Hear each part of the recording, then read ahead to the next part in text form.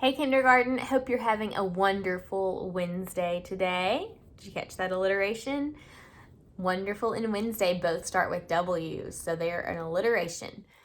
Okay, so I hope you're having a great day today and you're ready to get started with some math. We're going to work on composing and decomposing numbers for our number talk today. So let's check it out. Okay, so here I have built or made a part whole mat, and I have a number here represented in the whole section. So count and see what number I have represented to start with. Okay, let's count together. Ready? 1, 2, 3, 4, 5, 6. So I have 6 total. We're going to work on decomposing 6 into 2 numbers. So when we decompose, it just means that you're breaking apart the number into 2 separate numbers. So what's one way that I can decompose 6? Well, what if I take one counter from this here and put the rest of them on this side? How have I decomposed 6 here? I've decomposed 6 into 1 and 1, 2, 3, 4, 5. So I've decomposed 6 into 1 and 5.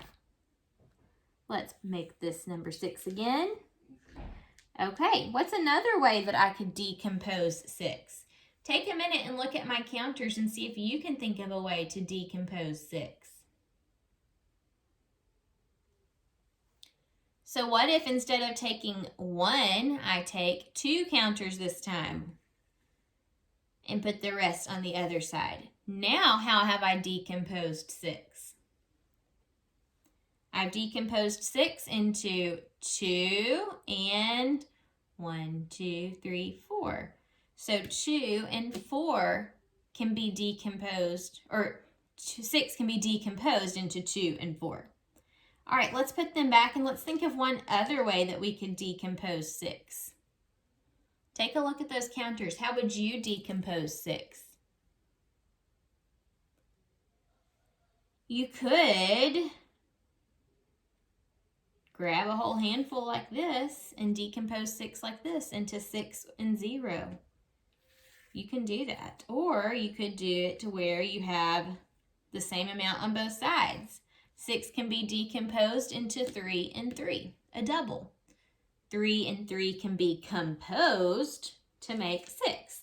So just remember, decompose is when you take a whole number and break it into 2 pieces like this. Compose is where you take 2 numbers and put them together to make a whole number like this. Okay, we'll work on that a little bit more as the week goes on. Right now, we're going to check out our word problem for the day. So let me clear off our board here. And then I'm going to draw my apps check map.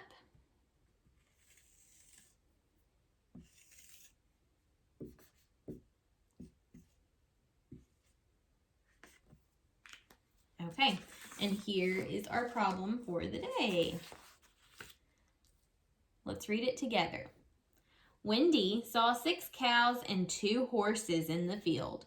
How many animals did Wendy see all together? All right, let's read that one more time and listen carefully for the question. What are we being asked to solve? Here it is. Wendy saw 6 cows and 2 horses in the field. How many animals did Wendy see all together? Okay, did you hear the question that we have to solve? How many animals did Wendy see all together? See, it ends with a question mark there. So we need to figure out how many animals she saw all together. Let's go back through and read and listen for what's going to help us to figure out how many animals she saw all together. Wendy saw 6 cows and 2 horses in the field. What's important there? She saw 6 cows, that's a type of animal, and she saw 2 horses. That's another type of animal. So we need to figure out how many she saw all together. Let's move on to our plan. we'll figure out if we need to add or subtract, and I'm going to draw my part whole mat to help us organize the problem. All right, so if Wendy saw 6 cows and 2 horses, we want to know how many she saw all together. The all together part is going to be the whole. And I know the parts. She saw 6 cows and 2 horses. So if I'm trying to figure out how many all together, if I know there's 6 cows and there's 2 horses, to figure out how many there are all together, I need to put them together and count them together, right? And when we join groups, that means that we're adding. So we're going to be adding in this problem. We're going to add 6 cows plus 2 horses to figure out how many animals she saw in all. Anytime we have 2 parts and we want to solve for the whole, you have to add the 2 parts to get the whole, which is what we're going to do. All right, so let's solve this problem. Excuse me, my throat's needing to be cleared. Okay, I'm going to build on a 10 frame, and I may have to scoot it over just a little bit. So I'm going to represent the 6 cows first, and I'll choose yellow for them. 1, 2, 3, 4, 5, 6. And then she saw 2 horses. I'm going to change colors. 1, 2. How many did she see in all? You may not even have to count. If you're really good at subitizing, you may be able to look at my 10 frame and know exactly how many she saw all together. How many did she see? She saw 8. We can count it. If you aren't sure about subitizing, let's count. Ready? 1, 2, 3, 4, 5, 6, 7, 8. So she saw 8 in all.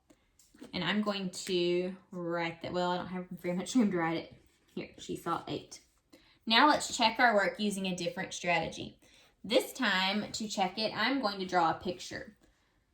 So she saw 6 cows. 1, 2, 3, 4, 5, 6. And then 2 horses. 1, 2. How many did she see all together? Well, let's count. 1, 2, 3, 4, 5, 6, 7, 8. So both times I tried to solve this problem, I got 8. So 6 plus 2 equals 8. And we can answer the question. How many animals did Wendy see all together? She saw 8 animals all together. All right, let's clear off our board now. And for the next part, if you have some type of counters at home, it could be Legos or it could be coins, Cheerios, crayons, anything you can use to practice building numbers with me. Go ahead and grab that now and then press start on the video when you get back.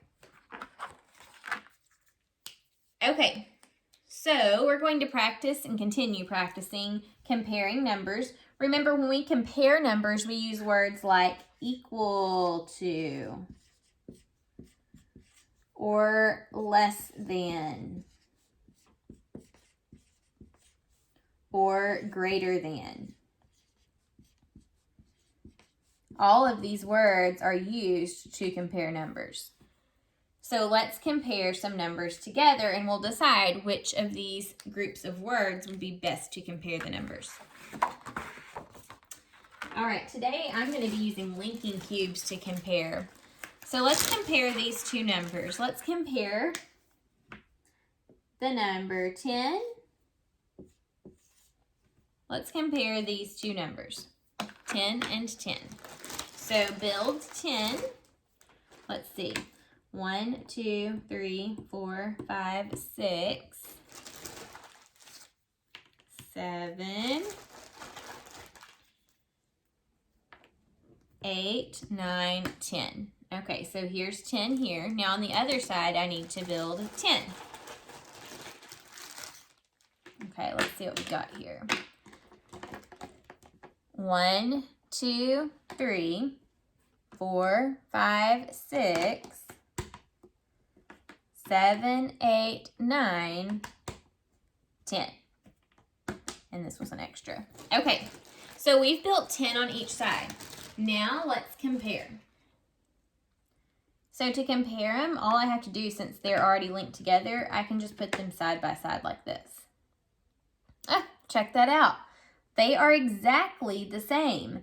So since they're exactly the same, which of these groups of words do we use to compare? Do we say 10 is equal to 10, 10 is less than 10, or 10 is greater than 10?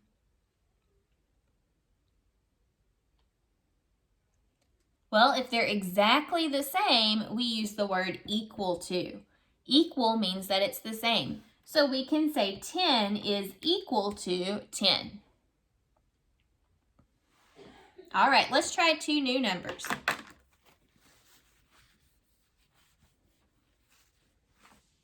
This time, let's compare the numbers. Let's do 18 and 8. So build 18 on one side and 8 on the other side. And then press start once you have it. Okay, so on this side we're building 18. Now this is the 10 I already had, but we can double check it and count it. Count with me. 1, 2, 3, 4, 5, 6, 7, 8, 9, 10. We need 18. 11, 12, 13, 14, 15, 16, 17, 18. Okay, so here's my 18. That's a really tall tower. Now, on the other side, we need to represent 8. So here's 1, 2, 3, 4, 5, 6,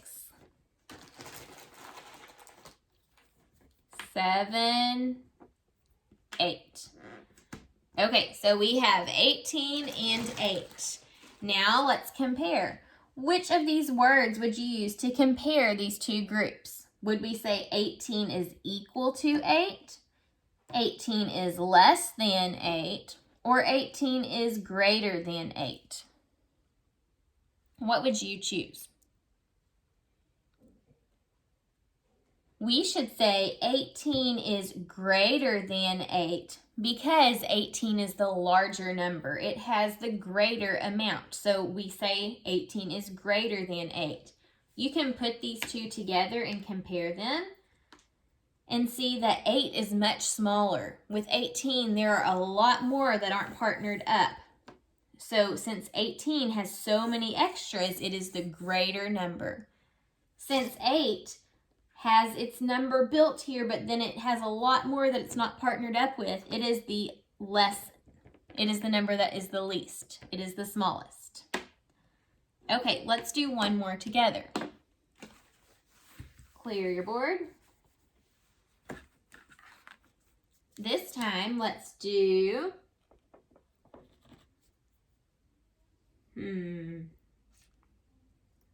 let's do 16 and let's do 18. So build 16 on one side and 18 on the other. Press pause and do that now. Okay, let's count. 1, 2, 3, 4, 5, 6, 7, 8, 9, 10, 11, 12, 13, 14, 15, 16. Okay, so here's my 16, and now I need 18 on the other side. 1, 2, 3, 4, 5, 6, 7, 8, 9, 10. Need some more. I need to get all the way to 18. 11, 12, 13. 14, 15, 16. 17, 18. So joining these together makes 18. Okay, so check these out. They look pretty close, don't they? We're trying to decide if 16 is equal to 18, 16 is less than 18, or 16 is greater than 18. Now, to figure this out, if we're not sure, let's put them together. Let's compare. So it looks like 18 has 2 more than 16 does. So that means 18 is the biggest of the two.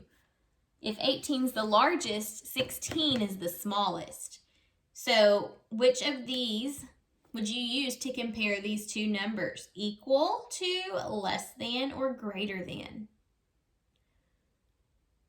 We would say 16 is less than 18 because 16 has a smaller amount. So 16 is less than 18. All right, I'm going to leave you with two numbers to practice and compare at home. Here they are. You can try this out on your own. I want you to compare the numbers 20 and 19. So compare those numbers. Build them first and then decide which phrase would you choose, equal to, less than, or greater than. I'll see you next time. Bye.